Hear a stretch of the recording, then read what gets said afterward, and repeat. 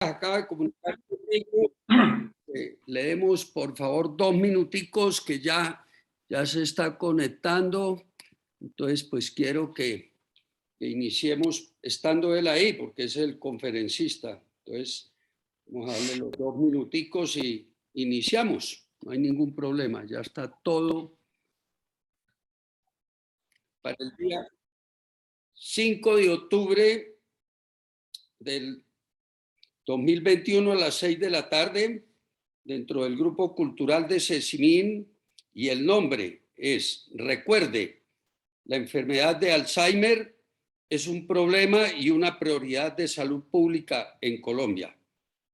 Tenemos como conferencista al doctor Javier Cabrera Guerra y de moderador al doctor Sergio Martínez. Ya se está conectando el doctor Cabrera.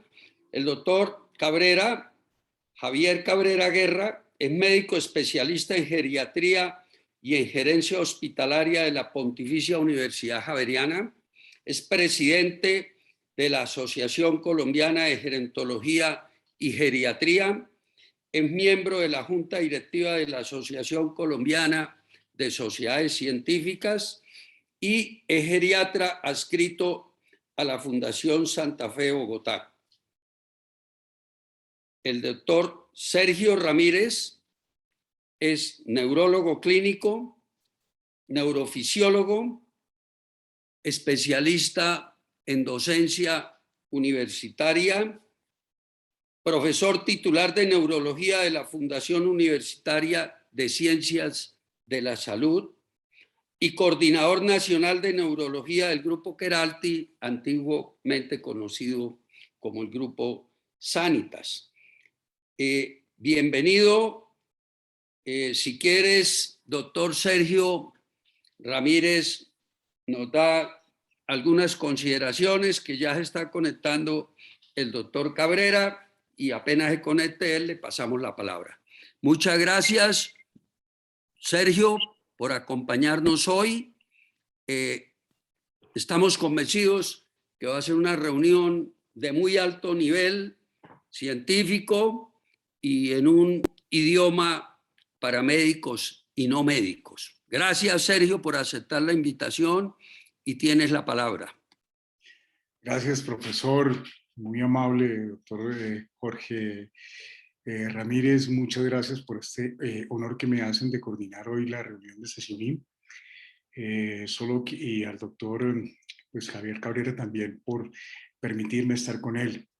En primer lugar, yo creo que hay que hacer un poquito de definición. La demencia es un cuadro clínico caracterizado por pérdida de las facultades mentales superiores, de al menos 2 de las facultades mentales superiores, por ejemplo, memoria y atención, la cual persevera en el tiempo y en el espacio. El número que se ha escogido es el número de 6 meses. Y lo más importante es que durante ese tiempo se demuestra que el paciente no puede ser independiente en sus actividades básicas, cotidianas o del día a día. Seguramente a medida que nosotros vamos a observar en el tiempo y el espacio que las personas van a tener más años, mejor calidad de vida, la prevalencia de la demencia, especialmente la demencia de tipo Alzheimer, va a ser más frecuente. El manejo de los factores de riesgo desencadenantes pues mejoraría un poco la prevalencia y el inicio temprano. Por lo tanto, es muy importante hacer los diagnósticos tempranos de ese déficit cognitivo, por ejemplo, de memoria y de atención, para poder por lo menos disminuir el efecto, no solamente para el paciente, para la familia, para la sociedad y por supuesto para el costo del país. Sin más preámbulo, eso hace que la demencia será y es en este momento un problema de salud pública cada vez más importante. Por lo tanto, mi doctor Javier, lo dejo a usted en el auditorio virtual para que nos cuente todo lo que es relacionado con ese gran problema de salud pública. Muchas gracias y siga mi doctor, por favor. Doctor Sergio Ramírez, muchísimas gracias por su presentación. Pues es un honor para mí estar ante ustedes el día de hoy hablando de un tema tan importante. De antemano, disculpo mi presentación personal. Vengo, como el doctor Ramírez lo sabe, de un viaje extenso y bueno, logré conectarme aquí desde un hotel, así que estaremos, lo importante es que estamos aquí ya conectados. Bueno, entonces voy a compartir la pantalla. Muchísimas gracias por esta invitación y muchísimas gracias a Cecimín. Nuevamente es un honor. La enfermedad de Alzheimer. ¿Por qué escogimos el título de Prioridad y Problema de Salud Pública en Colombia? Lo vamos a ver ahora. Mi nombre es Javier Cabrera Guerra, yo soy geriatra y bueno, tengo otra especialización en gerencia hospitalaria.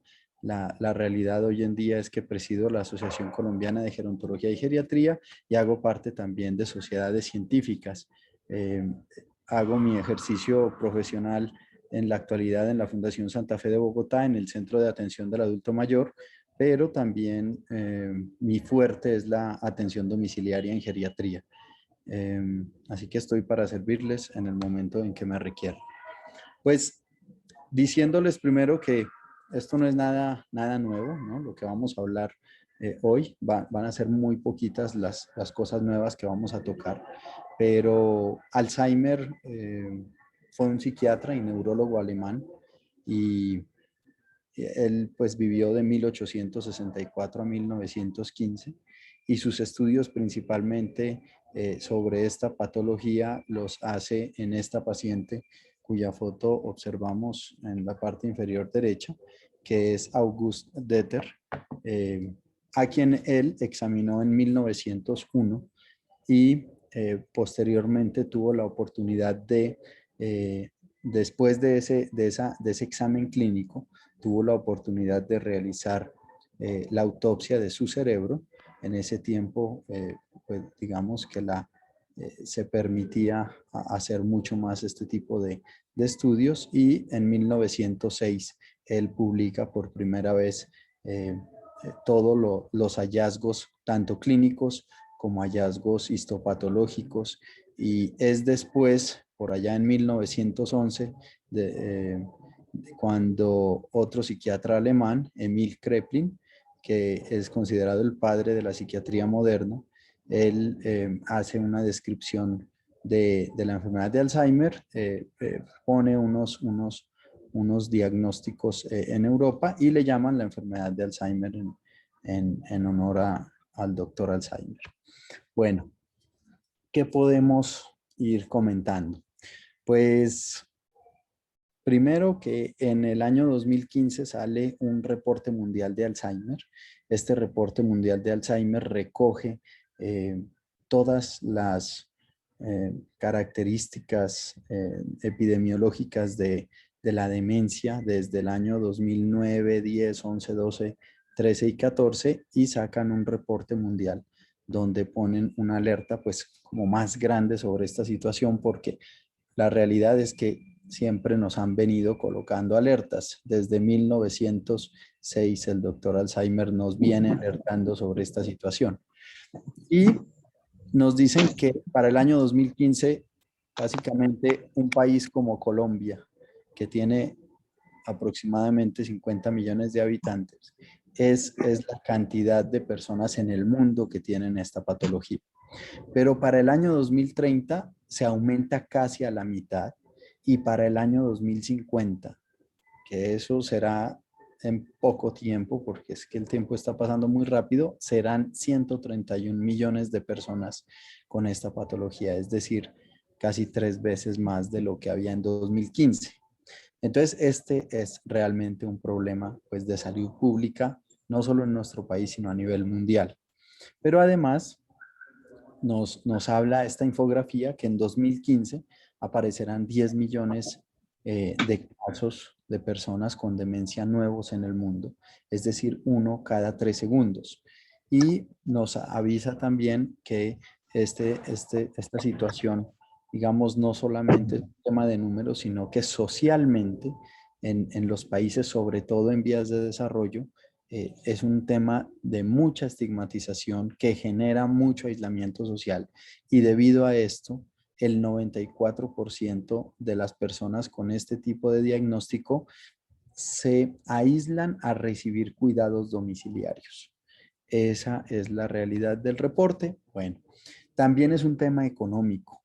Realmente lo que nos dice es que en 2015 los cuidados de esta enfermedad ascendían a los 818 billones de dólares y esto pues en ese momento digamos que costaba más que toda Apple junta, que todo Google junto y se nombraba como la 18ª economía más grande del mundo. Es decir, si esto fuera un país, dicen ellos, sería la 18ª economía más grande del mundo. Es así de grande el costo económico de esta patología.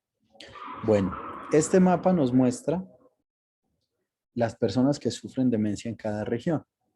Y es así como vemos que nos parecemos mucho, si nos sumamos en toda América, al continente europeo. En África es menor y en Asia es mucho mayor, tal vez por la cantidad de habitantes, pero la realidad es que esta es una patología pues, que afecta a todo el mundo y que no solamente se le ha llamado endemia, sino que en la actualidad y como está de moda el término, realmente la enfermedad de Alzheimer es una pandemia mundial. Esta es una incidencia anual de la demencia según la edad. Y aquí vemos que en todas las regiones del mundo esto pues tiende a aumentar, más que todo en Norteamérica, más que todo en Europa. Y se frena un poquito en América Latina y Caribe y es un poco menor en Asia Oriental. Pero la realidad es que este es un problema mundial y que no solo aumenta en todas las regiones, sino que va aumentando con la edad. Entonces, bien lo decía, bien lo decía el doctor Sergio Ramírez, que este es un tema de que como la longevidad va aumentando, la expectativa de vida va aumentando y el número de personas mayores va aumentando, pero no solo va aumentando el número de personas mayores de 60 años, sino que muchísimo más va aumentando el número de personas octogenarias y muchísimo más en porcentaje va aumentando el número de personas centenarias. Entonces, este es un problema que no tendrá otra perspectiva que el aumento. Además, pues es muy preocupante porque realmente vamos más de un siglo de esta pandemia. Vamos más de un siglo cuando ya la describieron, la descubrieron y nos vienen alertando hace más de un siglo. Pero seguimos con dificultades en la nomenclatura.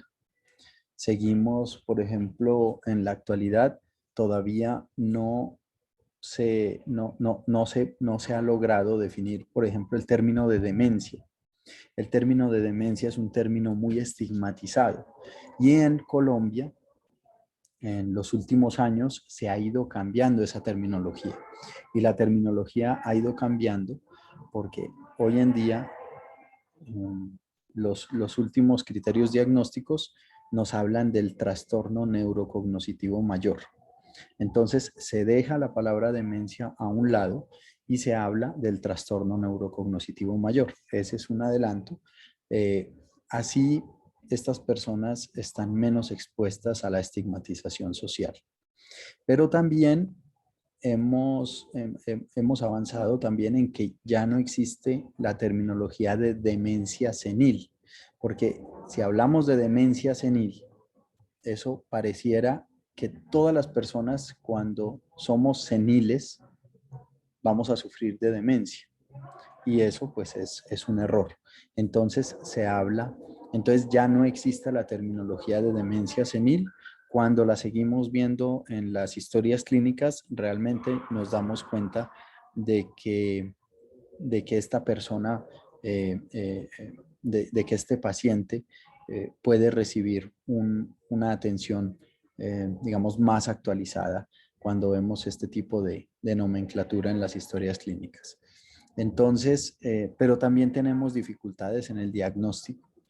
Ahorita, más adelante vamos a ver eso. Estamos siguiendo, sobre todo en los países en vías de desarrollo, criterios clínicos que han sido descritos por allá desde 1984. Es decir, hace más de 30 años y no hemos avanzado en nuestros criterios clínicos, entre otras cosas porque a países como el nuestro no ha llegado la tecnología que se utiliza hoy en día en los países más desarrollados para aumentar la sensibilidad y la especificidad de los criterios diagnósticos de la enfermedad de Alzheimer. Tenemos problemas también con el tratamiento. Claro, si tenemos problemas en el diagnóstico, pues también estamos con dificultades en el tratamiento. Y mucho se debe esto a la gran heterogeneidad que hay en nuestro país para hacer el diagnóstico de trastornos neurocognitivos. Es así como cuando atendemos a personas de bajos recursos, a veces tenemos que afanarnos por dar un diagnóstico porque sabemos que a esa persona de bajos recursos con un seguro social, digamos, subsidiado, no la podremos volver a ver cuando nosotros quisiéramos controlarla, al mes o a los 2 meses, sino que, creo que se cortó ahí un poco la señal, por favor me avisan, sino que esta persona solo es posible verla después de 6 meses. Entonces, eso hace necesario que uno a veces se tenga que adelantar con el tratamiento, se tenga que adelantar con moléculas sin haber logrado un proceso juicioso de diagnóstico.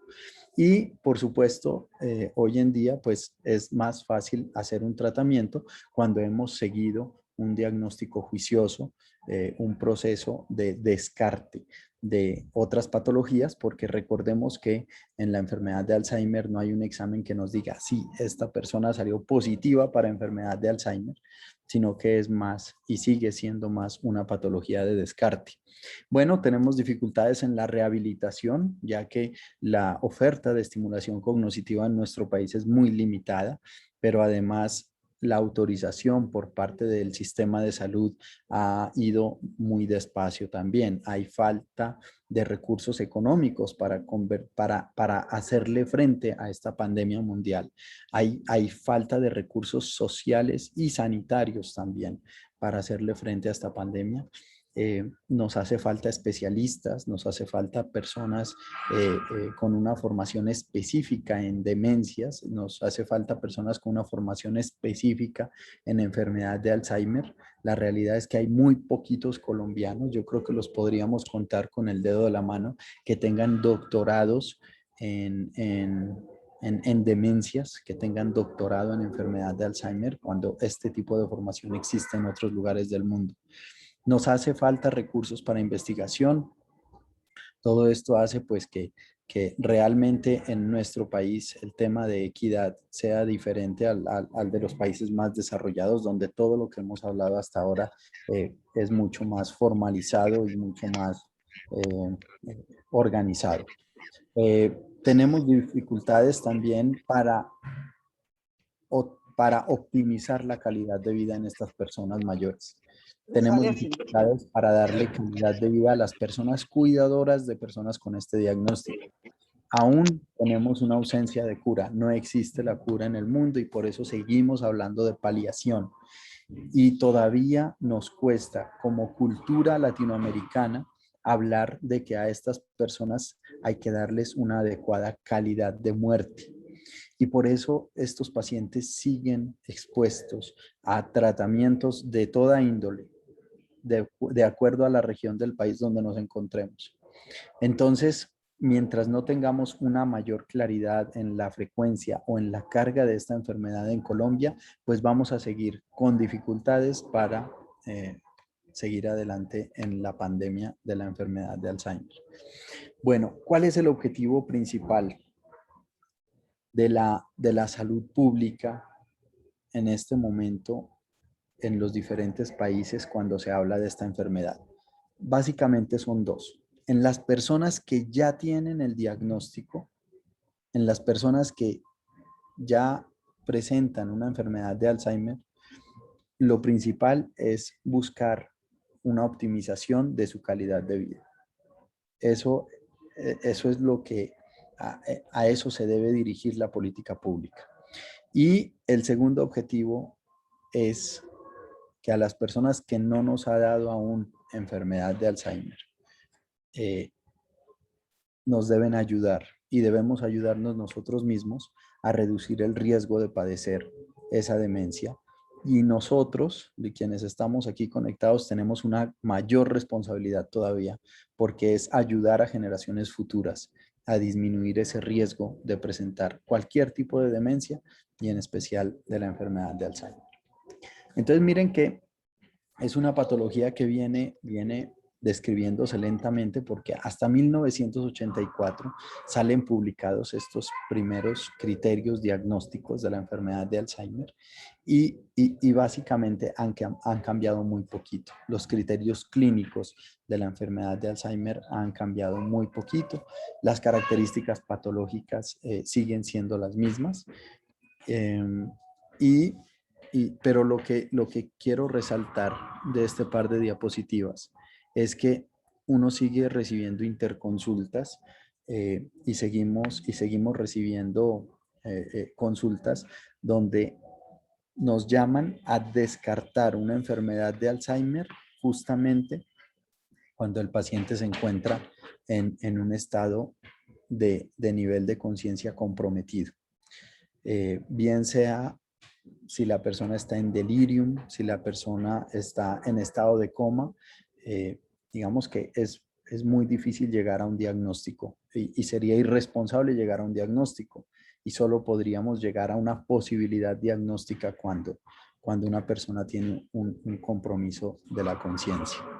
Ahora, cuando hablamos de la enfermedad de Alzheimer, pues es la demencia más común, sigue siendo la más común, por encima de la demencia vascular, por encima de la demencia por cuerpos de Lewy, pero la enfermedad de Alzheimer en un 50-60% es la más común. Hay reportes donde nos hablan de que hay más de 200 tipos de demencias. La enfermedad de Alzheimer es la más común. La prevalencia a los 60 años es del 1%. Así que también pues va a ser muy difícil encontrar muchas personas menores de 60 años con esta patología. Cuando uno encuentra una enfermedad de Alzheimer en menores de 60 años, son personas que tienen una enfermedad de Alzheimer muy relacionada con la parte genética. Y ahí pues cambia, digamos que bastante el abordaje diagnóstico que se le debe hacer a los menores de 60 años y a los mayores de 60 años. A los 65 años ya aumenta esa prevalencia un 3%, pero miren el importante aumento de la prevalencia hasta hacia los 85 años. Podemos, o sea, se puede decir que a los 85 años el 30% de las personas con demencia tienen una enfermedad de Alzheimer. Perdónenme, a los 85 años, el 30% de las personas tienen un deterioro cognitivo que puede convertirse en una demencia. Y a los 90 años, el 50% de las personas nonagenarias pueden tener esta patología ya presente o en curso. Es curioso que en las personas centenarias, es decir, las personas de 100 años y más, la prevalencia disminuye al 20%. Y es porque la mayor cantidad de personas con enfermedad de Alzheimer fallecen entre los 80 y los 95 años. Es por eso que a los 100 años, las personas que llegan a los 100 años, es muy probable, es muy poco probable que de ahí en adelante tengan una enfermedad de Alzheimer. Pueden tener otras patologías que se relacionen con deterioros cognitivos, pero es muy poco probable que a partir de ahí inicie una enfermedad de Alzheimer.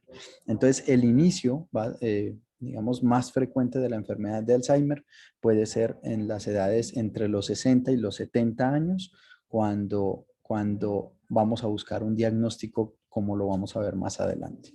Y cuando ya vamos a buscar un diagnóstico clínico, pues lo más probable es que nos lleguen las personas entre los 75 y los 85 años, con unas probabilidades de buscar un diagnóstico ya clínico con presentación de sintomatología clara, que nos oriente hacia la enfermedad de Alzheimer. Ahora, pues miren, este artículo es del 2004 y nos decían que sin tratamiento esta situación va a aumentar para el año 2050. Y la realidad es esa, que seguimos sin tratamiento y que esta situación sigue aumentando sin freno, por lo menos para el año 2050. Y se decía en el 2004 que se convertiría en la tercera a cuarta causa de muerte en mayores de 65 años. Bueno, la realidad es que esto se va convirtiendo cada vez más en una causa de muerte más frecuente en las personas mayores. ¿Por qué se establecieron unos diagnósticos clínicos? ¿Por qué no se siguió permitiendo que el diagnóstico definitivo sea únicamente el válido para llegar a decir que una persona tenía enfermedad de Alzheimer? Pues porque incluso el 20% de pacientes que ya habían sido diagnosticados con enfermedad de Alzheimer en la autopsia eran negativos para los hallazgos de enfermedad de Alzheimer. Y eso hizo pues que esos pacientes que recibieron ese diagnóstico, pues la problemática socioeconómica fuera mucho más amplia, y por eso hizo la necesidad que se establecieran unos criterios clínicos para el diagnóstico. Esto, pero estamos hablando, miren, de hace más de 30 años, donde los criterios clínicos que se siguen usando hoy en día, por lo menos en países en vías de desarrollo como el nuestro, siguen ayudándonos para diagnosticar una enfermedad de Alzheimer probable, con una sensibilidad apenas del 65% y una especificidad apenas del 75%. Entonces, desde este momento, desde el 84, cuando nos dijeron que habían 3 formas de diagnóstico para enfermedad de Alzheimer: posible, probable y definitivo, eso sigue al día de hoy en los países en vías de desarrollo, no ha cambiado. Entonces, posible cuando tenemos la sospecha diagnóstica, cuando tenemos esos criterios que el doctor Sergio Ramírez nos mencionaba al inicio. Probable cuando ya esa persona ha recibido un enfoque más integral, más multidisciplinario, cuando una persona ha recibido un abordaje por una clínica de memoria, con una realización de unas pruebas neuropsicológicas, y con eso podemos aumentar esa sensibilidad y esa especificidad. Y definitivo, pues definitivamente solamente a través de la autopsia.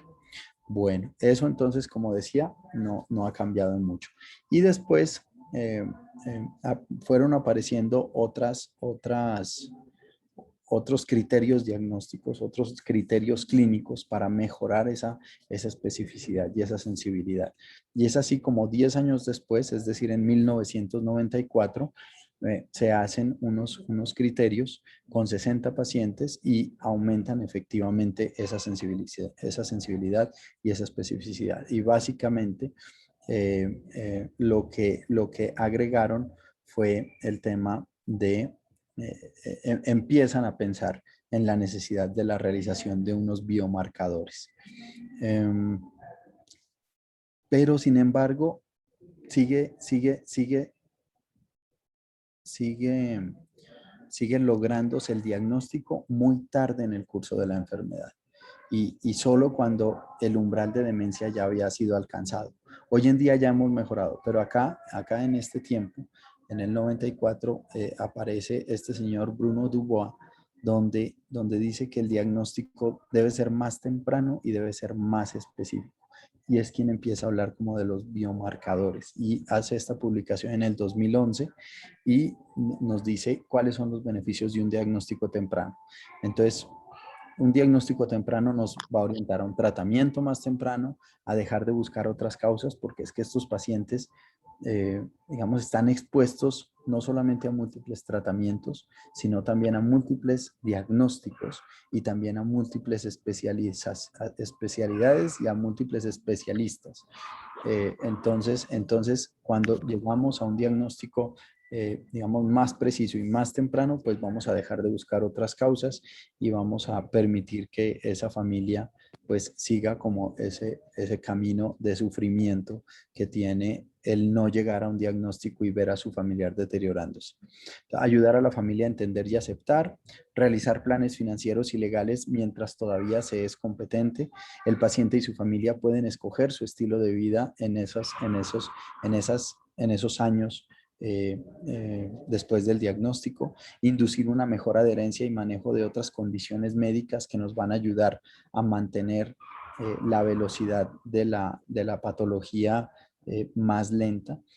Nos va a ayudar a tomar medidas preventivas de daño a futuro, como por ejemplo que una persona con esta patología siga conduciendo su carro o maneje armas. Nos va a ayudar a tener acceso a las ayudas de la comunidad y el sistema de salud, y también nos puede ayudar a participar en estudios con tratamientos modificadores de la enfermedad. Esto sigue vigente hasta el día de hoy. Esto en el año 2000, la Asociación Americana de Psiquiatría nos da unos criterios que son mucho más claros y que son los que hoy en día, digamos que nos ayudan mucho más a acercarnos a un diagnóstico aún más preciso de la enfermedad. La realidad es esta: nosotros estamos haciendo un diagnóstico ahí en la flecha grande, en la parte superior hay dos flechas pequeñas. Y miren en la segunda flecha, en la flecha de la derecha, ese es el punto actual de diagnóstico. Es donde seguimos haciendo el diagnóstico. Tristemente, esto no ha cambiado, ¿sí? Pero 3 a 5 años, siempre que estamos haciendo ese diagnóstico y preguntamos, ¿hace cuánto viene así su padre? ¿Hace cuánto viene así su mamá? ¿Desde cuándo viene presentando estos problemas de memoria? Entonces le dicen a uno: no, doctor, como hace 3, como hace 5 años, es que ella empezó con esto. Y nosotros siempre pensamos que esto era normal, que esto era de la edad, que ya era por ser mayor, entonces no le paramos muchas bolas.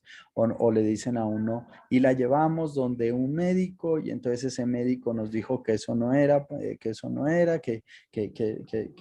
no le busquemos otras cosas, sino que nos concentremos en lo que el médico nos decía, y hasta que, bueno, ya nos tocó dejarle de hacer caso a ese médico y por eso ya estamos acá para que nos hagan un diagnóstico. Entonces, 3 a 5 años después, nos siguen llegando los pacientes sin un abordaje juicioso, sin un abordaje claro, y muchas veces sin ni siquiera la sospecha diagnóstica por parte de nuestros colegas, sino que la sospecha diagnóstica nos la traen los familiares.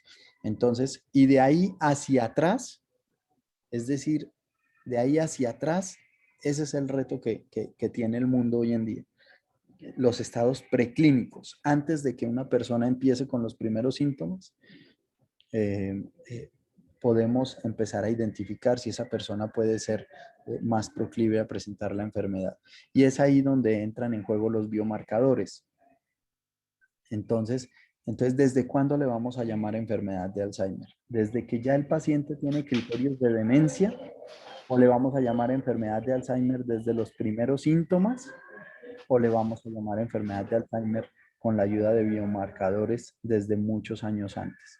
Porque se dice que desde que la persona recibe el diagnóstico, por lo menos 10 años antes ya ha empezado con la alteración de los biomarcadores en líquido cefalorraquídeo o en imágenes de metabolismo cerebral, que nos pueden ayudar a mejorar estos criterios diagnósticos.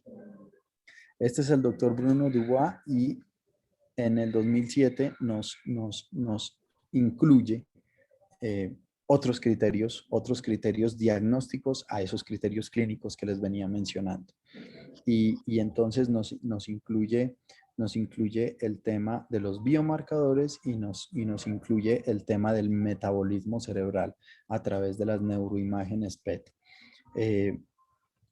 Pues porque la resonancia cerebral siempre ha sido una neuroimagen que nos ha ayudado muchísimo en el diagnóstico, en el seguimiento, pero digamos que él empieza a introducir estos nuevos elementos. Y es que en los estadios tempranos de la enfermedad, muchos tipos de demencia, las más frecuentes, ahí es donde son diferentes. Ahí es donde se puede coger, digamos, con mayor precisión unos criterios clínicos con mayor juicio. Ahí es donde podemos tal vez dirigir u orientar nuestro diagnóstico mucho más acertado, teniendo en cuenta que cada una de los diferentes tipos de demencia tiene unos criterios específicos. Cuando pasamos un umbral de demencia, cuando pasamos ese umbral donde ya la persona cumple criterios de demencia, ya se vuelve más difícil y ya nos toca irnos hacia atrás en el diagnóstico. Entonces ya se vuelve más difícil decir que es una enfermedad de Alzheimer digamos, se nos vuelve más complicado, sobre todo en momentos como en el actual, donde las personas nos están llegando, nos siguen llegando en los estadios severos de la enfermedad.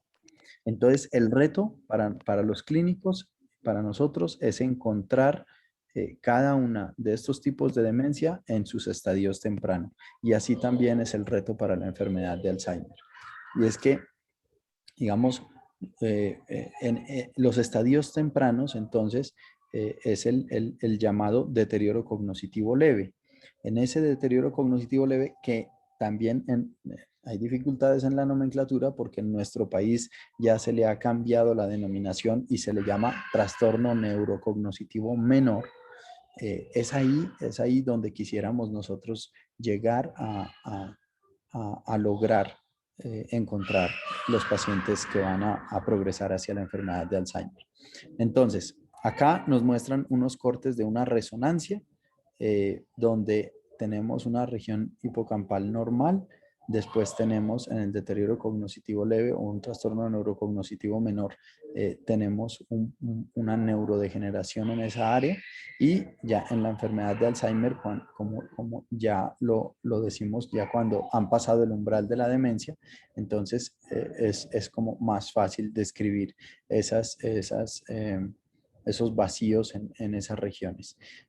Pero si nos ayudamos por las neuroimágenes actuales, que en Colombia realmente pues solo se usan en algunos grupos a manera de investigación, pero esta es la forma como se ve normalmente las imágenes en las personas sin deterioro. Luego en las personas con deterioro cognitivo leve, pues es algo mucho más evidente y es muchísimo más evidente cuando se progresa a la demencia.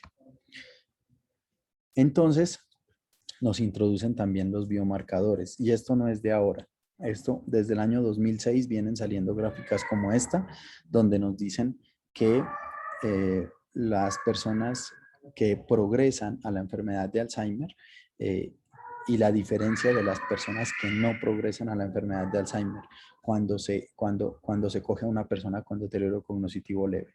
Entonces, tenemos en la parte de arriba un líquido cefalorraquídeo normal, y eso es cuando las personas entonces no progresaron a la enfermedad de Alzheimer, y tenemos un líquido cefalorraquídeo patológico, que es cuando las personas progresaron. ¿Y qué es un líquido cefalorraquídeo patológico? Es cuando encontramos una baja concentración de beta amiloide y una alta concentración de proteína tau o proteína tau fosforilada. Esa básicamente, ese es el líquido cefalorraquídeo anormal. Y entonces cambian o proponen un cambio en los criterios clínicos propuestos por el doctor Dubois, y entonces nos dice, mire, nos introduce aquí en la resonancia cerebral simple la atrofia del lóbulo temporal medial, pero aquí empieza el criterio C. Entonces, en líquido cefalorraquídeo, baja concentración de beta-amiloide y una elevada concentración de proteína tau total o de proteína tau hiperfosforilada, o las tres combinadas. Entonces, se nos convierte en otro criterio adicional, que como les digo, lastimosamente en países como el nuestro todavía no hemos podido empezar a utilizar este tipo de criterios, que en países desarrollados ya están descritos, por lo menos en Francia, desde el 2007. El doctor Dubois es de París, de París, Francia. Bueno, y también nos proponen este diagnóstico, digamos, este criterio funcional molecular con imágenes PET, donde en pacientes, digamos, donde ayudaría a describir que un paciente tiene enfermedad de Alzheimer cuando se encuentra un hipometabolismo de glucosa en las regiones temporoparietales bilaterales. Y bueno, también pues no sobra el estudio genético también, que en nuestro país pues tampoco es fácil acceder a ellos, pero también también es una falta desde los demás clínicos que no contemos con una asesoría genética en las instituciones. También digamos, así como estos son unos criterios, digamos, que él propone introducir a esos criterios previos, pues también son criterios que nos ayudan a excluir la enfermedad de Alzheimer cuando no se presenten este tipo de criterios. Bueno, esto pues sin duda va a ayudar a mejorar la sensibilidad y la especificidad, y nos habla el doctor Dubois que se espera un diagnóstico correcto en un 86 a 94% de los casos. Es decir, utilizando esas herramientas, sin duda ayuda a mejorar la capacidad diagnóstica. Y esto es, digamos que lo último, que es el PET con carbono 11 compuesto de Pittsburgh B, marcado con carbono como medio de contraste. Y esta es una imagen que nos ayuda, digamos, a mirar la presencia del beta amiloide en la enfermedad de Alzheimer. Y como se dan cuenta, pues digamos que el cerebro que pinta el metabolismo en la enfermedad de Alzheimer es mucho más evidente a las imágenes de los cerebros control. Así que esto es lo que uno buscaría. Vamos, cuando un paciente de unos recursos económicos altos le pregunta a uno, ¿qué puedo hacer, doctor, para mejorar mi diagnóstico, para ver si realmente yo tengo enfermedad de Alzheimer? Entonces uno debería buscar que le hagan exámenes como este y los biomarcadores como estos, para poder lograr aplicar unos criterios diagnósticos que nos van a mejorar a nosotros la posibilidad de hacerle un diagnóstico correcto hasta en un 94% de los casos. Esta imagen es muy interesante porque nos muestra cómo mejoran los diferentes criterios diagnósticos cuando una persona tiene ya una enfermedad de Alzheimer en criterios de demencia, o aquí en la mitad cuando la persona está presentando unos síntomas clínicos, es decir, cuando está en el prodromos de la enfermedad o de la demencia, y antes cuando la persona está presintomática. Entonces, fíjense cómo los dos factores que nos ayudarían a orientar la posibilidad de la enfermedad desde que una persona está presintomática son sin duda los biomarcadores y básicamente el nivel de beta-amiloide en el líquido cefalorraquídeo, y además las imágenes de amiloide que, como les dije, en otros países ya se vienen usando desde hace más de 12 años. La imagen del PET nos ayudaría bastante en la fase presintomática, pero pues mucho más sin duda en la fase ya de síntomas, ¿sí? Y miren cómo el tema de los biomarcadores y las imágenes de amiloide se mantienen en el tiempo, ¿no? se mantienen en la parte sintomática y se mantienen también en la demencia. Así que son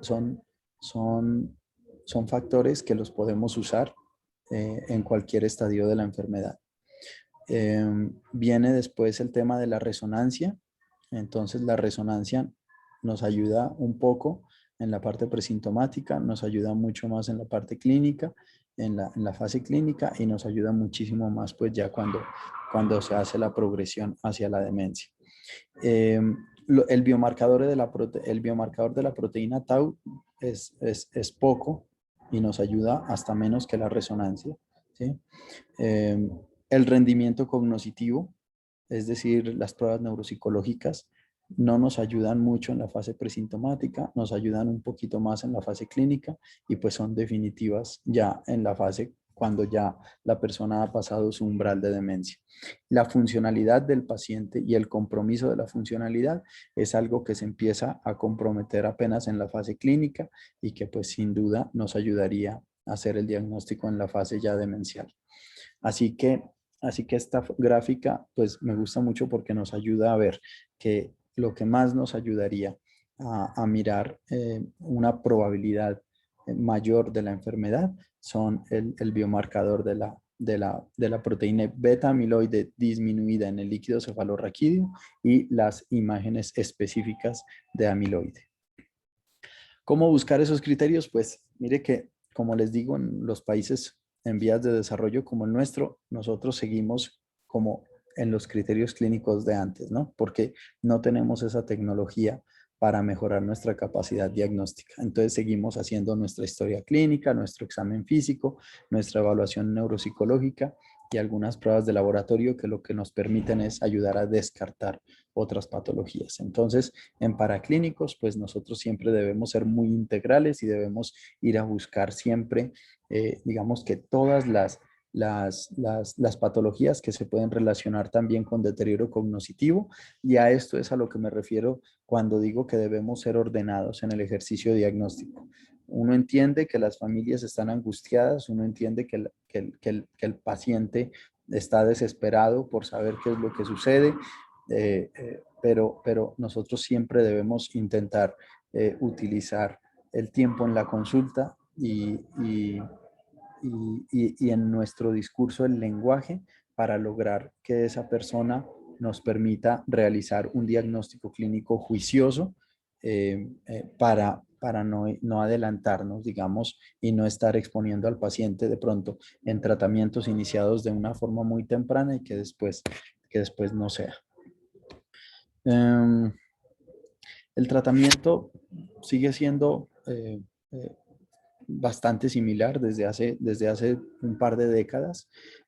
Unas estrategias neuroprotectoras, los inhibidores de colinesterasa, las intervenciones no farmacológicas, los agentes neuropsicológicos y bueno, y siempre pensando en una alianza entre los familiares, las personas cuidadoras y el médico. Hoy en día el diagnóstico también es como bastante complejo de hacerlo. Yo les cuento una experiencia. Fue un paciente a la consulta en la Fundación Santa Fe. Nos conocimos ahí. Yo tuve la oportunidad de hacerle, digamos, unas pruebas y de solicitarle unos paraclínicos. Muy juiciosamente el proceso. Después, por el tema de la pandemia, nos tocó hacer un abordaje virtual y en el abordaje virtual una hija se conectó desde Estados Unidos, otras dos hijas se conectaron desde Barranquilla, el paciente se conectó desde una finca donde reside en Cibaté y yo estaba acompañando a una amistad, a un examen en la Fundación Cardioinfantil. Y en esa forma se produce una cita virtual donde uno como médico debe darle, digamos que la noticia del diagnóstico al paciente, pero porque ya juiciosamente se había hecho un proceso previo, ¿sí? Pero digamos, son los retos que nos coloca la situación actual para llegar a un diagnóstico de un paciente y al afán de la familia por tomar decisiones, porque la familia está tomando decisiones en el curso del diagnóstico, está tomando decisiones tal vez sobre una herencia, está tomando decisiones, en el caso de mi paciente era si el paciente se iba a vivir a Barranquilla o se quedaba a vivir en su finca en Cibaté, y las hijas estaban tomando una decisión por el paciente. Entonces, ellos requieren este tipo de diagnóstico, digamos, con premura, y a veces no podemos ayudarles tanto en eso, ¿no? Entonces, sí necesitamos en Colombia una, una, una, una política pública que nos ayude a mejorar esa precisión diagnóstica. Aquí en adelante tenemos, digamos, unas terapias a las que los pacientes suelen estar expuestos que no han demostrado realmente su efectividad en la evidencia clínica. Entonces, se ha intentado vitamina E, estatinas, AINES, suplemento estrogénico, se ha intentado, bueno, digamos, otros mecanismos tratando de atacar los mecanismos de la enfermedad, pero esto no ha ayudado. Entonces, sigue siendo la memantina uno de nuestros grandes amigos en los estadios moderados y severos de la enfermedad, no solamente para disminuir la velocidad de progresión de la enfermedad, sino también para ayudarnos a controlar mucho los síntomas psicológicos y conductuales asociados a la enfermedad de Alzheimer. Los inhibidores de colinesterasa, ¿no?, mal llamados antidemenciales, que son básicamente el donepezilo, la ribastigmina y la galantamina, que los usamos en formas más leves y moderadas de la enfermedad, el donepezilo sobre todo en formas más leves, pero digamos que esto no ha cambiado, como les digo, desde hace por lo menos 20 años. Y estos medicamentos pues también nos ayudan no solamente a disminuir la velocidad de la progresión de la enfermedad, sino también al manejo de los síntomas psicoconductuales. Recordar que para iniciar estos medicamentos pues es bueno hacer un proceso adecuado diagnóstico y un abordaje integral y multidisciplinario del paciente. Estas son las marcas, más o menos. Quiero centrarme en esto. No sé cuánto tiempo nos queda, pero quiero centrarme en esta. En esta. Gracias, doctor Sergio. Ok. Bueno, entonces tenemos 9 factores de riesgo prevenibles. Esto ha sido lo que se ha recogido, digamos, por lo menos durante los últimos 30 años de mayor conocimiento de esta enfermedad. Entonces, ¿qué nos dicen? Y en esto nos podemos centrar porque realmente cuando nosotros nos enfocamos en un modelo de atención que nos permita, o en una política pública que nos permita disminuir estos 9 factores de riesgo, pues vamos a lograr disminuir esos números del avance de la enfermedad de Alzheimer. Y como nos damos cuenta, son factores de riesgo que no solo tienen que ver con la parte médica, sino que además se necesita la ayuda de otros sectores. Entonces, este es un tema multisectorial. Este no es un tema solamente del sector salud, esto no es un tema solamente de los médicos, sino que es un tema realmente de toda la sociedad y de toda la comunidad. Por eso la sensibilización permanente a la comunidad pues debe ser una constante. Entonces tenemos la educación por 12 a 15 años. Digamos, quienes hayamos tenido la fortuna de tener una educación por 12 a 15 años, no parar ahí. No parar la educación ahí, no pensar que ya nos educamos lo suficiente o que ya nos educamos demasiado. Por ahí me estaba comentando otro paciente que tenía, que le faltaban 2 años para graduarse como abogado. Y bueno, pues digamos que esto es algo que se puede hacer a cualquier edad, ¿no? Aumentar nuestro nivel educativo y sobre todo en la actualidad donde en Colombia ya tenemos una ley que nos va a permitir exigir la educación a personas mayores, pues esto es algo que debemos hacer. Y educación no solamente se refiere a una carrera o a una maestría o a un doctorado, sino que educación se toma también cursos, por ejemplo, para aprender a tocar un instrumento, cursos para aprender pintura, para aprender a dibujar. Por ejemplo, hay estudios también para aprender un idioma diferente y todo eso ayuda a la plasticidad neuronal y a la plasticidad cerebral y eso hace que nuestro cerebro pues esté dispuesto a seguir aprendiendo. Nuestro cerebro, como cualquier músculo, se va a atrofiar si nos aperezamos y nos quedamos quietos.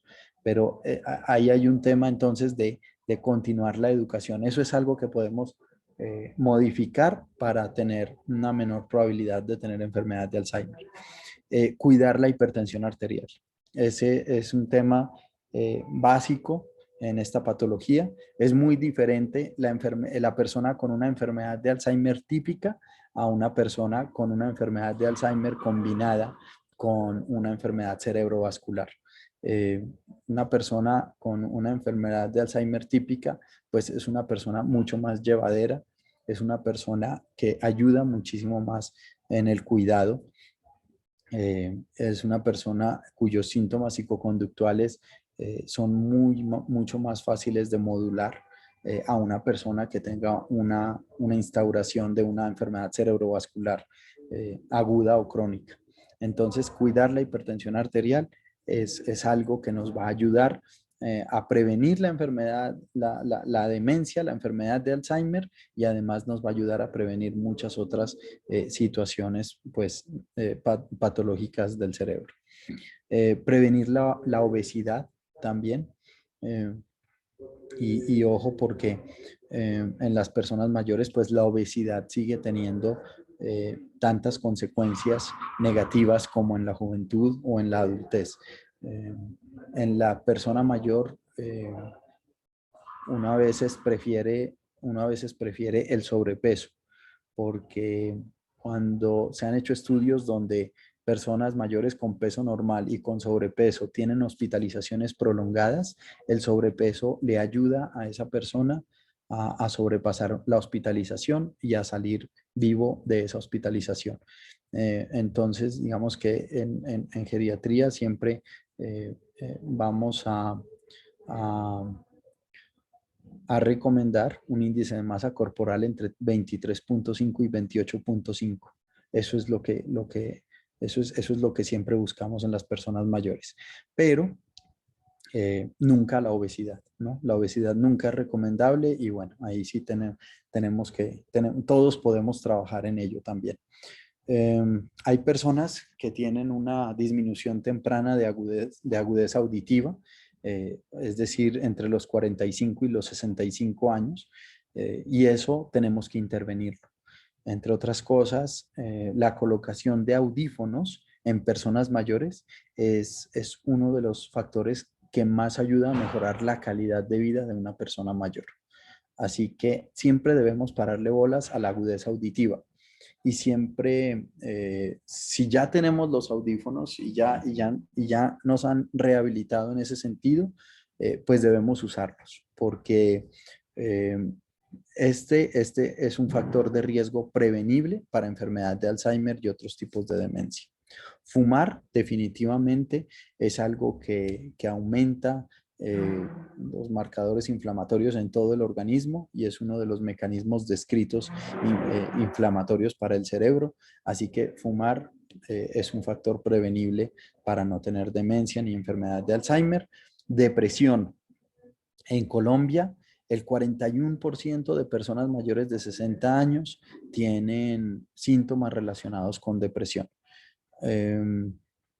Es algo que no preguntamos en la consulta, es algo que nos parece normal a cierta edad, es algo que nos parece normal por algunas pérdidas de seres queridos o pérdida del trabajo o por llegar a la edad de la jubilación, pero realmente la depresión es algo que debemos intervenir y que debemos intervenir tempranamente. Una depresión que no intervenimos a tiempo puede ser más grave que otras patologías pues crónicas, clínicas, pues es algo que si no se interviene también puede tener complicaciones. Y una depresión que no se interviene a tiempo no solo nos aumenta la probabilidad de tener una demencia, sino que también nos aumenta la probabilidad de que sea mucho más difícil su manejo. Así que personas que tengamos síntomas relacionados con depresión, pues siempre debemos estar consultando y debemos estar pendientes de esa situación. El sedentarismo. Este sí que es un tema, digamos, muy importante de hablar, y aquí nos vamos a centrar un poquito porque las personas sedentarias aumentan no solamente el riesgo de otras patologías, sino de demencia.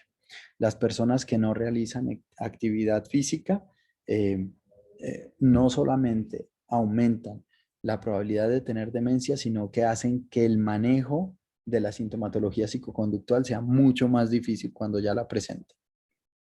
Y de acuerdo a los últimos estudios, de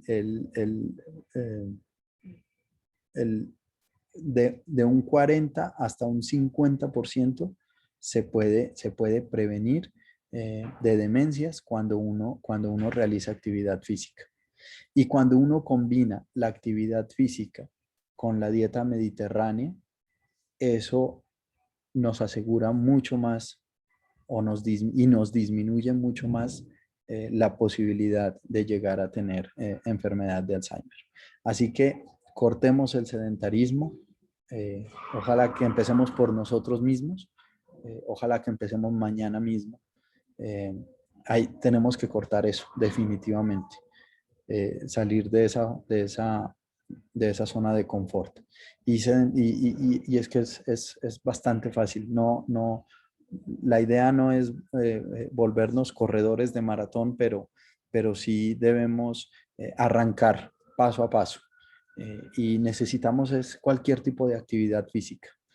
Puede ser bailar, puede ser caminar, podemos hacerlo en muchas formas muy positivas para nuestra vida.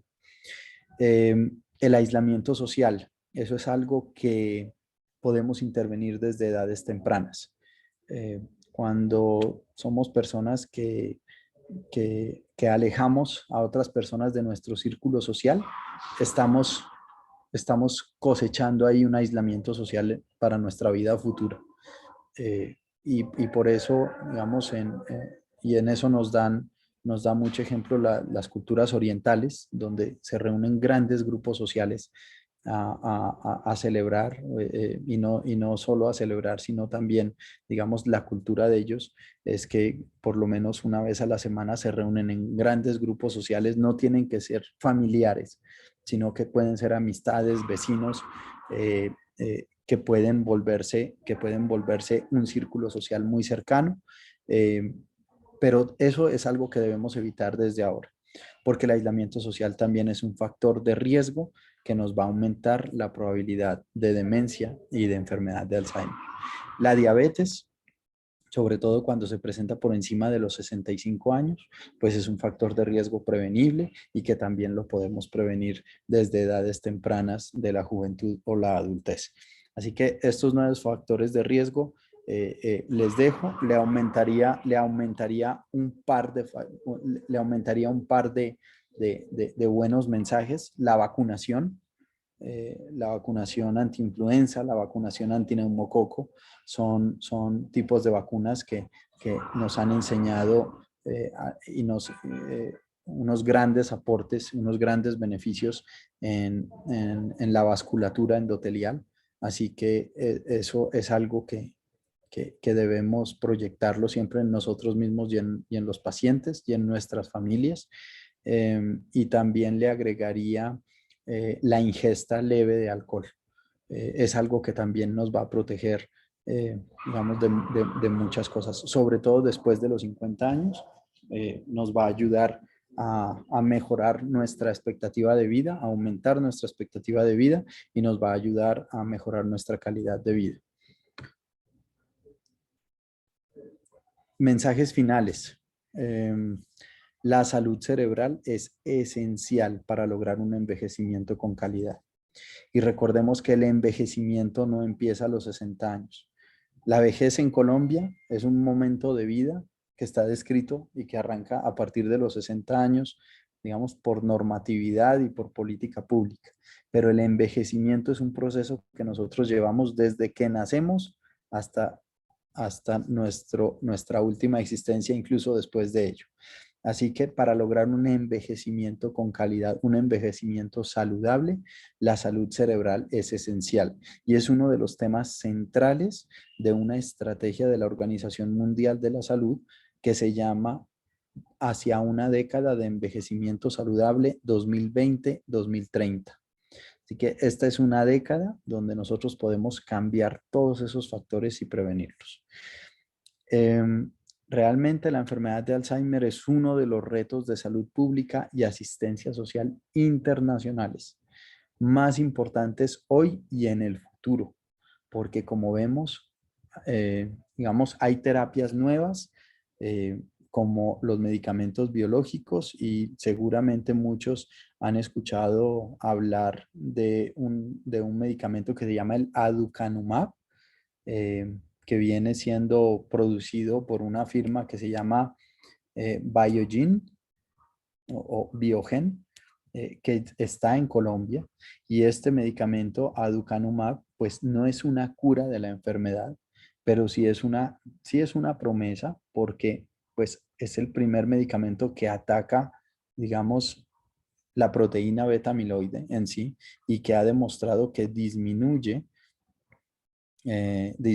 la cantidad de proteína beta amiloide, disminuye ese acúmulo y por eso se espera y también pues se ha visto que mejora la funcionalidad o recupera la funcionalidad en algunos pacientes.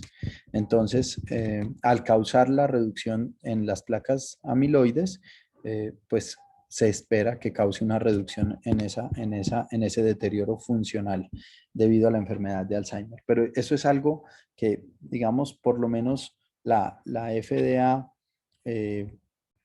digamos que la aprobó como una primera terapia que combate esta biología fundamental de la enfermedad de Alzheimer, pero recordemos que esta es una aprobación acelerada. Es así como se aprobaron las vacunas en estos tiempos, así mismo se aprobó esta terapia. Es una terapia que todavía no ha llegado al país, que no va a llegar al país en este año, que ya se está utilizando en algunos países europeos, eh, pero pues que todavía nos falta un tiempito, digamos, para saber las consecuencias de esta nueva terapia. Entonces, este tema va a seguir siendo un reto de salud pública muy importante hoy y en el futuro. ¿Qué debemos hacer o qué deben hacer las organizaciones internacionales?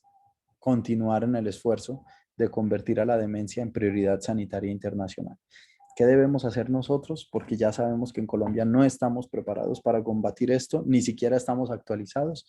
Necesitamos un sistema sociosanitario urgente para no seguir aumentando los costos de esta patología y esto se hace, como dijimos, con una colaboración global. Esto no es de un solo sector, esto es multisectorial. Necesitamos un plan nacional de demencia, no solo unas guías de manejo desactualizadas, sino que necesitamos un plan nacional de demencia. Siempre digo consultar con geriatría porque los geriatras podemos dar una visión integral del paciente, no solo de la parte, digamos, cognoscitiva, sino nosotros vemos, digamos, la parte clínica, la parte mental, la parte funcional y la parte social del paciente a través de una herramienta que utilizamos en nuestra consulta, que es la valoración geriátrica integral y que tiene, digamos, muchos beneficios, digamos, probados con evidencia científica en diferentes instancias. Atención centrada en la persona mayor es un tema de actualidad, son modelos de atención en los que se debe respetar muchísimo la autonomía del paciente. Como les digo, tengo un paciente en que las hijas están decidiendo si lo van a llevar a Barranquilla o se puede quedar en Cibaté, pero la realidad es que el paciente quiere quedarse en su finca en Cibaté y tiene todavía unos años de vida donde su enfermedad le permite defenderse en Cibaté. Entonces, ahí no es el paciente el que tiene que adaptarse a la situación familiar, sino es la situación familiar la que debe adaptarse al paciente, por lo menos mientras este paciente hace esa progresión o en muchos casos también se puede quedar sin progresar esa situación de deterioro cognitivo leve. Bueno, seguiremos trabajando por un diagnóstico temprano y un tratamiento oportuno y esperamos pues que en los próximos años sigan apareciendo terapias como esta que les menciono, que nos ayude a luchar mejor contra esta enfermedad. Muchísimas gracias por su atención y recuerden que siempre estaré a su servicio. Javier, muchas gracias por tu excelente conferencia. Hay pocas preguntas en el chat, pero yo sí te voy a hacer varias. Gracias. Primera pregunta del chat era, ¿qué influencia tiene la dieta?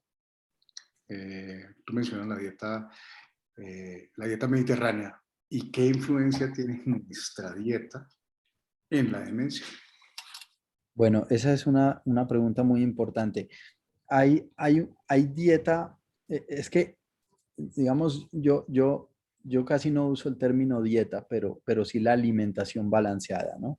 Hay una alimentación que es una alimentación sana y una alimentación que es una alimentación francamente inflamatoria, ¿sí? Sobre todo la alimentación de nuestra cultura occidental es una alimentación francamente inflamatoria, que se caracteriza generalmente por el consumo de carbohidratos refinados, carnes rojas, procesadas y grasas saturadas o trans. En eso nos la pasamos nosotros, ¿sí? Pero también pues hay una alimentación que es balanceada y una alimentación que es sana, y digamos que ahí la dieta mediterránea o la alimentación mediterránea sería, pues es lo más aconsejable y es lo que por supuesto yo recomiendo porque es una alimentación rica en frutas, en verduras, en proteína magra, y pues también incluye el aceite de oliva, incluye el vino, incluye los quesos, así que los lácteos en general, que también pues son proteínas, así que ese es el tipo de alimentación que sugeriría. La alimentación mediterránea que se encuentra fácilmente y es solo tomar la decisión. Hay digamos, una tendencia en nuestro país completa que cualquier trastorno cognitivo se va a una clínica de memoria. Pero la mayoría de las veces, antes de la clínica de memoria, pues no hay un tamizaje como tal. ¿Tú qué recomendarías de hacer primero antes de que se llenen esas clínicas de memoria de pacientes que tienen otras cosas inclusive, que no son una demencia de tipo Alzheimer o no son una demencia de otro tipo, para poder optimizar sobre todo el cupo en los pacientes que realmente lo necesitan? Gracias. Bueno, sin duda no todo debe ser clínica de memoria. Sin duda hacen falta clínicas de memoria en nuestro país. Digamos, las clínicas de memoria en nuestro país solamente existen en las ciudades principales y creo que, digamos, nosotros culturalmente debemos ayudar a que nuestro sistema de salud migre hacia esa atención multidisciplinaria de las personas que tienen estas patologías en, en en sitios donde se les pueda ofrecer un manejo integral. Eh, pero antes de eso, lógicamente, y sobre todo en los estadios tempranos, pues nosotros como clínicos lo que debemos hacer es un ejercicio juicioso para descartar otras patologías que nos ocasionen el deterioro cognitivo. Así que sin duda lo primero es hacer pues un abordaje clínico muy juicioso entre la historia clínica y los exámenes de laboratorio y las imágenes que nos permitan descartar muchas otras cosas antes de llegar a un diagnóstico probable. ¿Crees tú que todos los pacientes deben tener una valoración neuropsicológica o el diagnóstico se puede hacer clínico en el consultorio?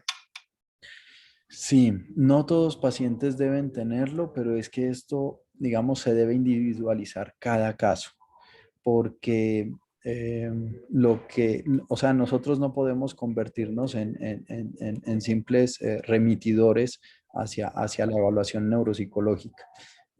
Pero cuando tenemos una sospecha clínica, una sospecha diagnóstica, pues siempre recordemos que las pruebas neuropsicológicas no solamente nos van a ayudar a hacer un diagnóstico, sino que también nos pueden ayudar a descartar que esto sea o que se esté moviendo hacia un determinado tipo de demencia o hacia otro. Entonces, no todos deben ir a neuropsicología, pero sí en todos debemos hacer un proceso clínico juicioso combinado entre la historia clínica y los paraclínicos y las neuroimágenes. Nos hacen otra pregunta felicitándote y dándote las gracias por la conferencia, y nos preguntan la calidad del sueño en los pacientes con demencia de tipo Alzheimer.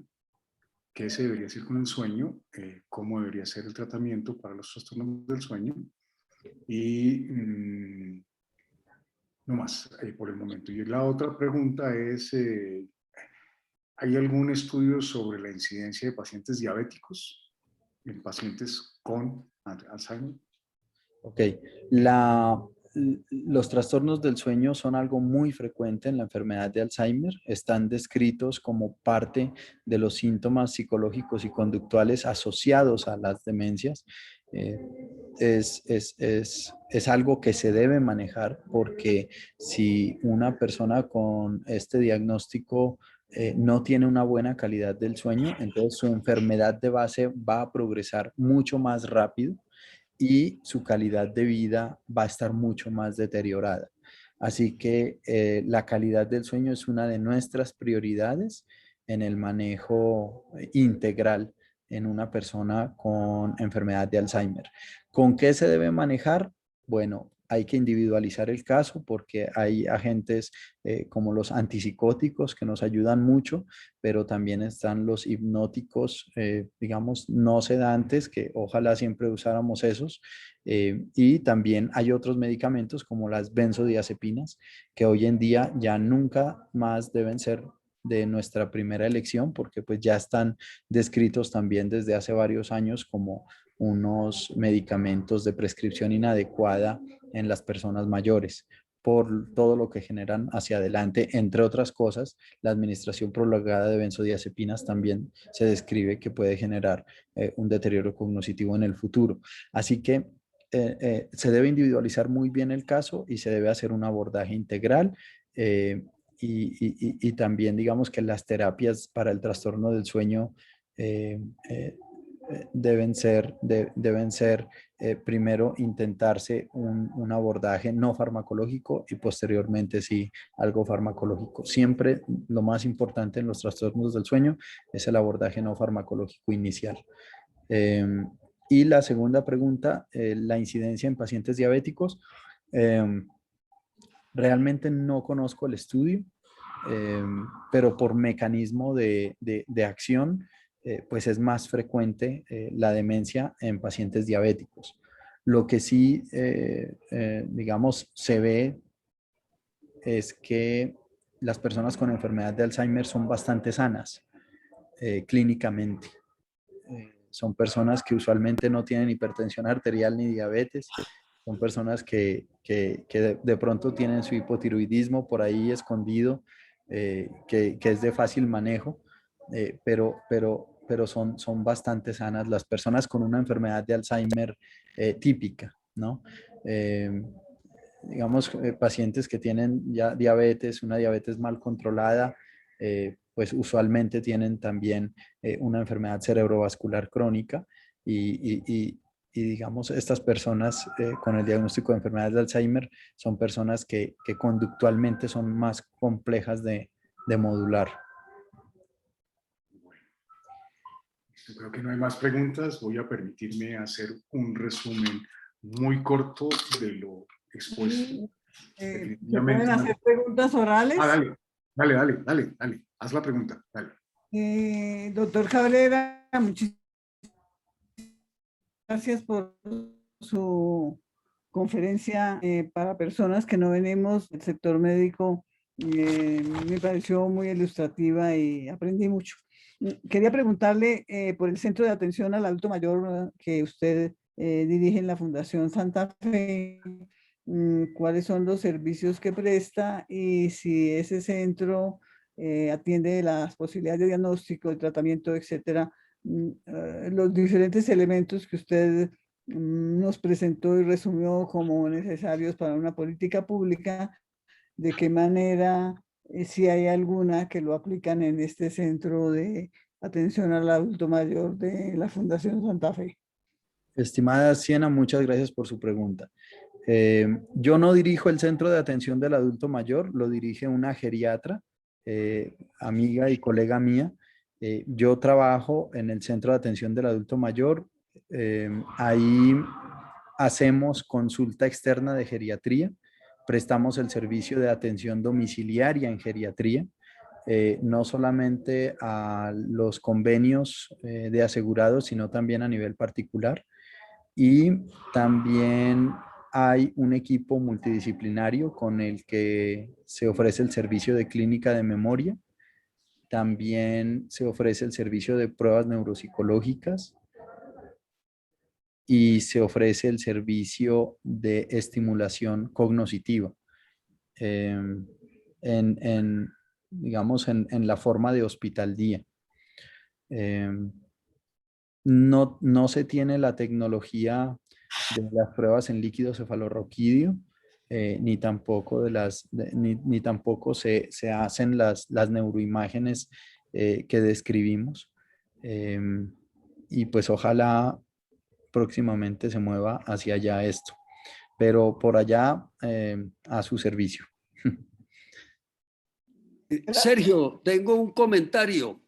Dime. Pero muchas gracias a Javier por tan excelente presentación, muy clara, didáctica y obviamente nos cae muy bien en estos días que hace poco fue el Día Internacional de la Enfermedad del Alzheimer y por eso de ahí nació la importancia de este tema.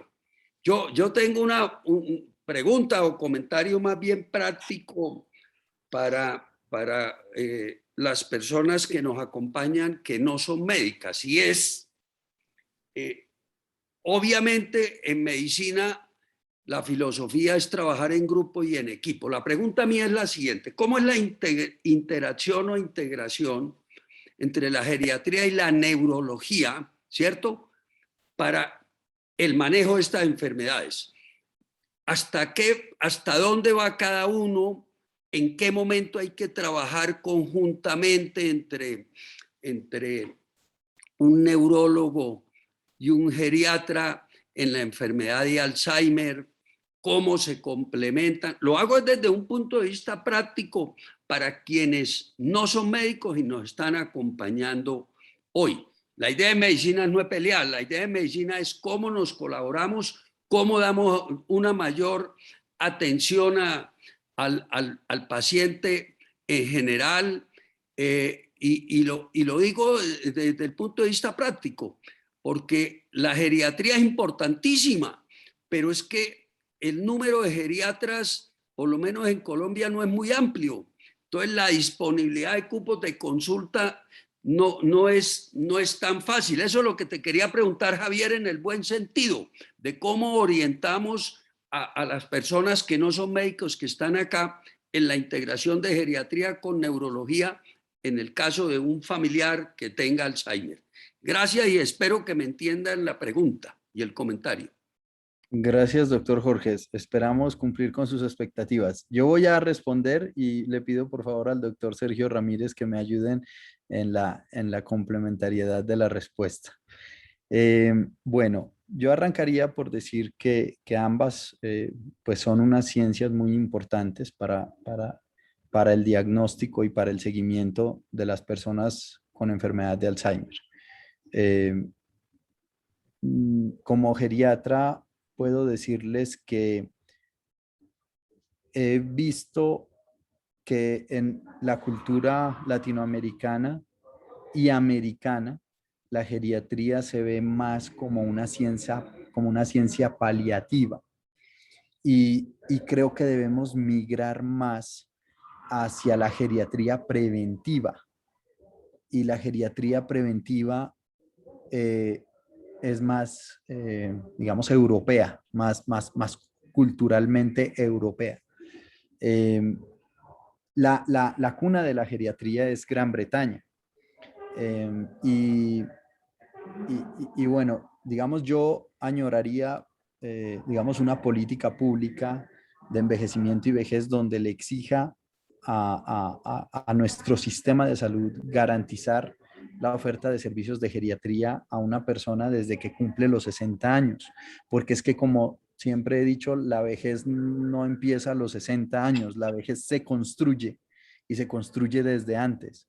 Así como nosotros siempre construimos la niñez o la juventud o la, o la adolescencia de un joven desde la primera infancia, la vejez es algo que se debe construir desde antes.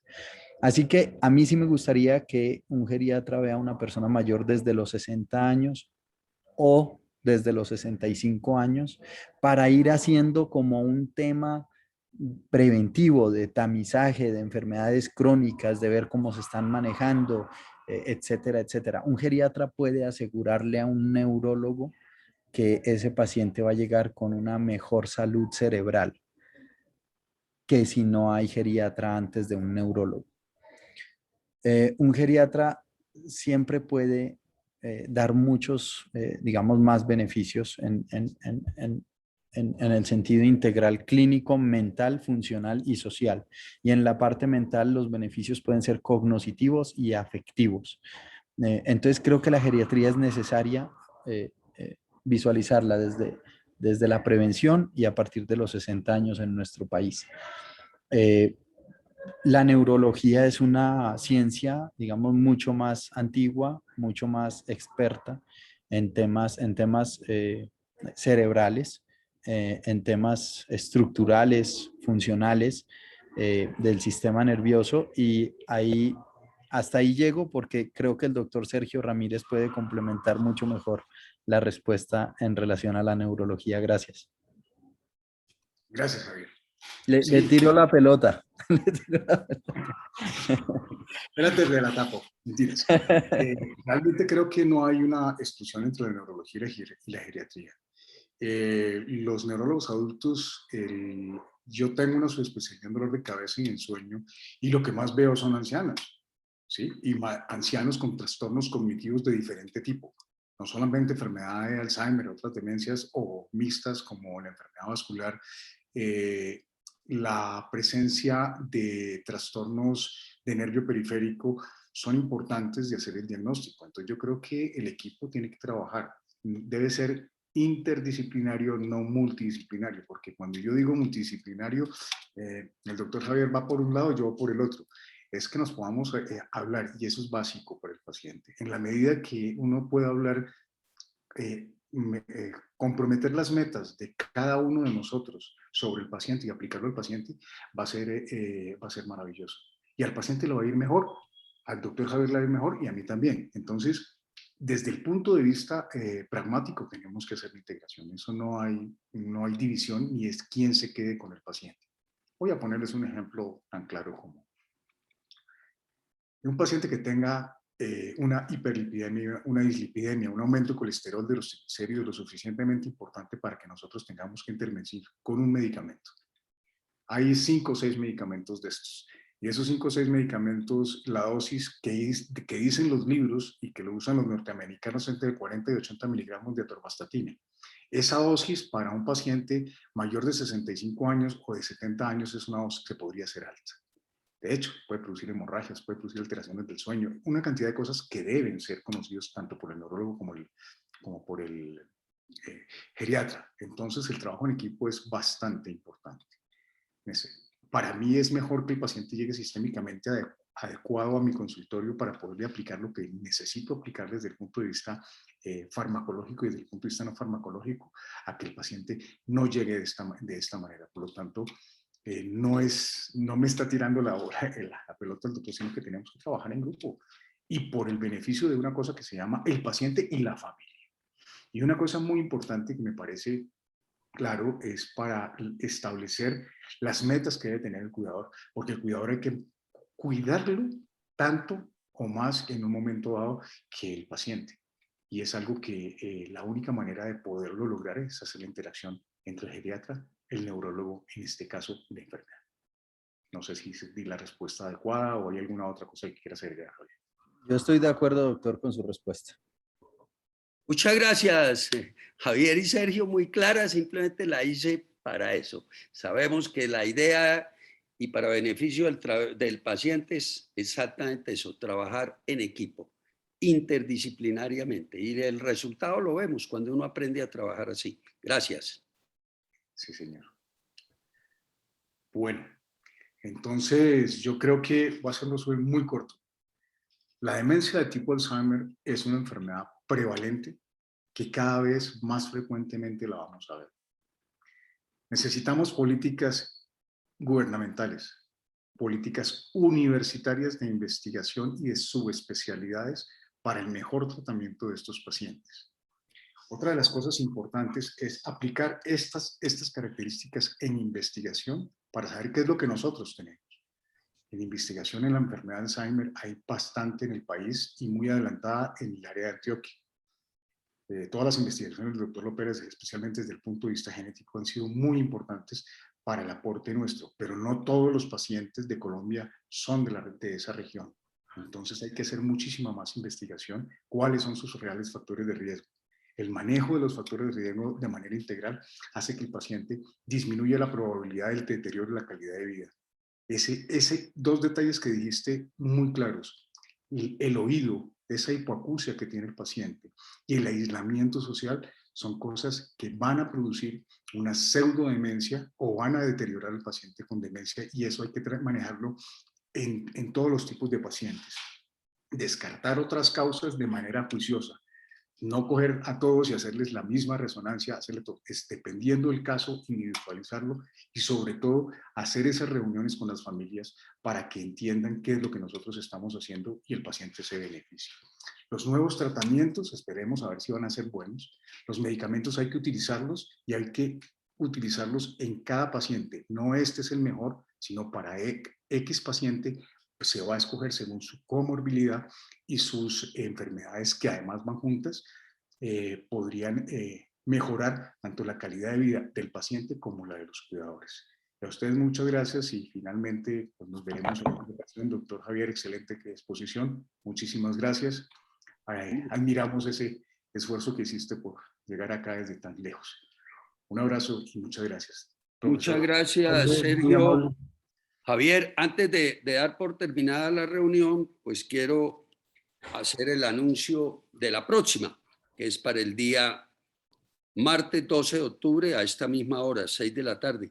Y es un tema muy interesante y el nombre de la conferencia es, esto va interrogado, comienzo del fin de un litigio, Colombia-Nicaragua.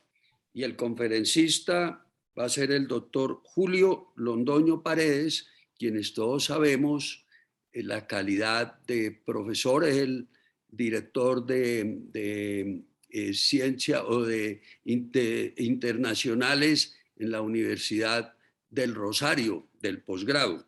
Entonces, y el moderador va a ser José Luis Ramírez, quien nos va a acompañar desde Washington, quien también conoce mucho el tema. ¿Y por qué es la importancia? Porque todos sabemos que en este momento en La Haya, en la Corte Internacional de Justicia, pues están reunidos o van a reunir en estos días, pues los abogados defensores de Colombia y de Nicaragua para ver en qué va a quedar todo este tema de nuestros mares, nuestras aguas de San Andrés, de Providencia, en el litigio Colombia-Nicaragua. Entonces, todos invitados. Y nuevamente, muchas gracias, los doctores Javier Cabrera y Sergio Ramírez, por este excelente conversatorio en donde nos quedan puntos muy claros sobre el Alzheimer, cómo prevenirlo, cómo tratarlo y lo que nos espera esta pandemia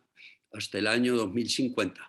Muchas gracias a todos los asistentes, pues nos sobró tiempo, pero perfecto. Se abordó el tema completamente y se respondieron todas las preguntas y comentarios que habían. Buena noche, descanso y nos veremos en 8 días en nuestras reuniones culturales de SESIMIN. Gracias. Muchísimas Muchas gracias. gracias, Jorge. Feliz noche. Hasta luego. Muy bien, Muchas muy gracias. amable. Buenas noches. Chao. Bueno, Luzma, todos, muchas gracias. Chao, Jorge. Bueno, Marta. Gracias. No, señor. Gracias. Muchas gracias, Sergio y Javier. Muchas gracias. Amable.